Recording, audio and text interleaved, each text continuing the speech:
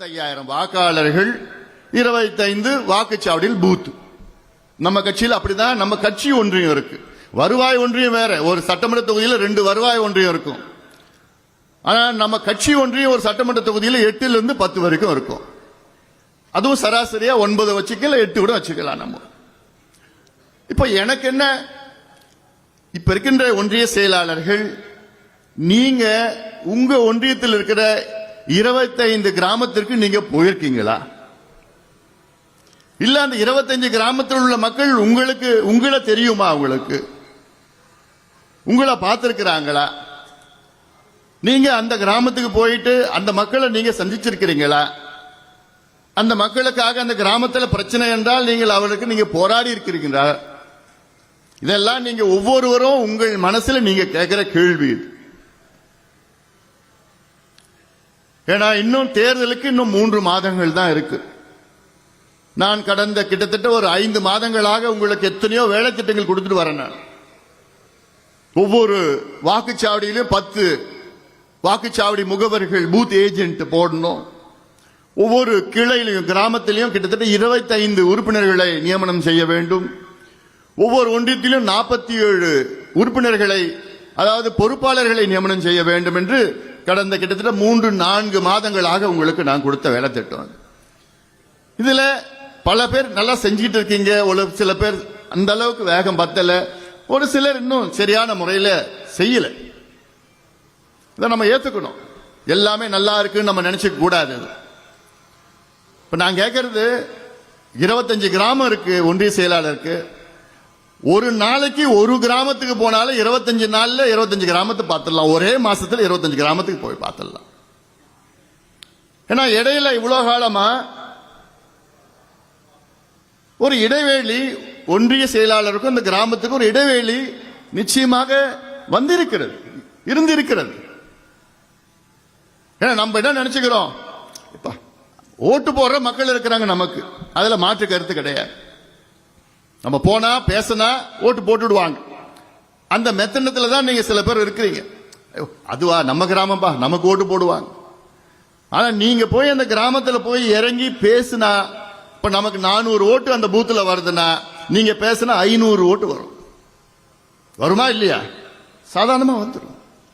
அதனாலதான் நான் சொல்லிட்டு இருக்கிறேன். இல்ல சில பேர் அதுவா, அது அவங்க இருக்கிறாங்க, இந்த கிராமத்துல இவங்க இருக்கிறாங்க, அந்த கிராமத்தில் இஸ்லாமியர்கள் இருக்கிறாங்க, இந்த கிராமத்தில் கிறிஸ்துவர்கள் இருக்கிறாங்க, இந்த கிராமத்தில் பட்டியலினத்தவர் இருக்கிறாங்க, இந்த கிராமத்தில் ரெட்டியார், முதலியார், நாயுடு, யாதவர் இருக்கிறாங்க.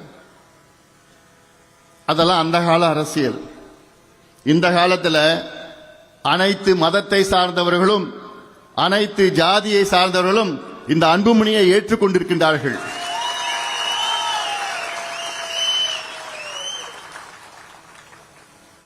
ஆர்வமா வராங்க.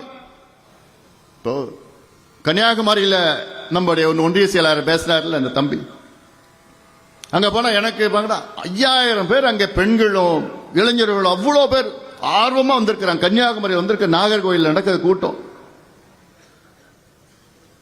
ஆக அது அணுகுமுறை வேண்டும். உங்கள் அணுகுங்கள். நம்முடைய கொள்கை அப்படி, என்னுடைய அணுகுமுறை அப்படி. அணுகுமுறை நான் யாரையுமே நான் எதிரியா நான் பார்க்கவும் போறது கிடையாது. எந்த சமுதாயத்தையோ, எந்த மதத்தையோ, எந்த இனத்தையோ, எந்த மொழியையோ எதுவுமே யாருமே நான் எதிரியா நான் பார்க்க போறது கிடையாது. எல்லாமே நமக்கு வேண்டும். அனைத்து தரப்பு மக்களும் நமக்கு வேண்டும். இதுதான் பாட்டாளி மக்கள் கட்சியினுடைய கொள்கை. நம் கொள்கை முன்னோடிகள் இருக்கின்றார்கள். தந்தை பெரியார் அவர்கள், அண்ணல் அம்பேத்கர் அவர்கள், புரட்சியாளர் கார்ல் மார்க்ஸ் அவர்கள் கொள்கை முன்னோடிகள். அந்த வகையிலே வந்தவர்கள் நாம்.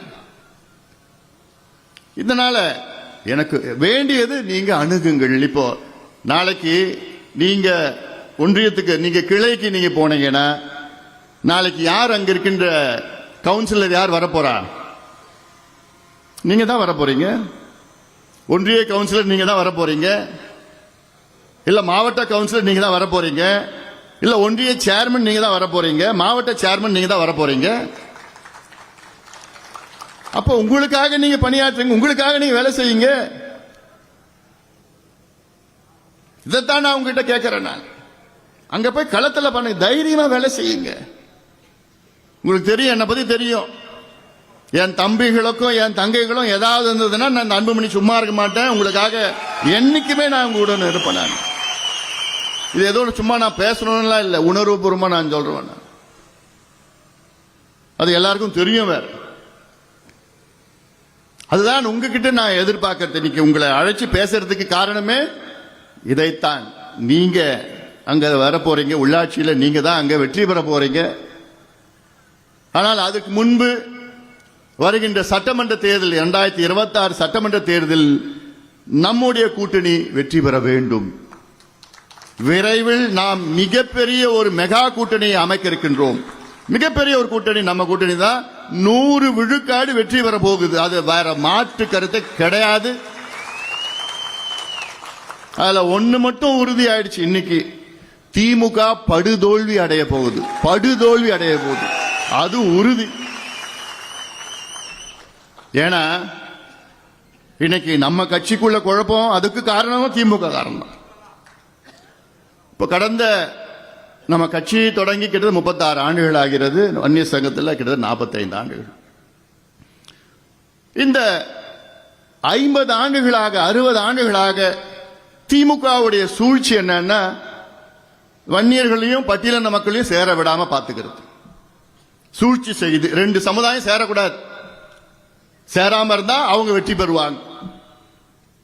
இங்க வந்து ஒரு கொளுத்தி விடுறது, அங்க போய் வேற கொளுத்தி விடுறது, சண்டையை மூட்டி விடுறது, இவங்க சொன்னாங்க அவங்க சொன்னாங்க, இப்படி மாத்தி மாத்தி மாத்தி மாத்தி சொல்லி சொல்லி இந்த 2 தமிழ்நாட்டில் உள்ள 2 பெரிய சமுதாயம் சேர விடாம பாத்துக்கிறது யாருன்னா மாமல்லபுரம் அருகே பாமகவின் ஆலோசனை குழு கூட்டம் நடைபெற்று வரக்கூடியதை காட்சிகளாக பார்த்து வருகிறோம். விரைவில் மெகா கூட்டணி அமைய உள்ளதாகவும் அந்த மெகா கூட்டணி முன்பாக திமுக படுதோல்வியை சந்திக்கும் என்பது உறுதி எனவும் அவர் தெரிவித்திருக்கிறார்.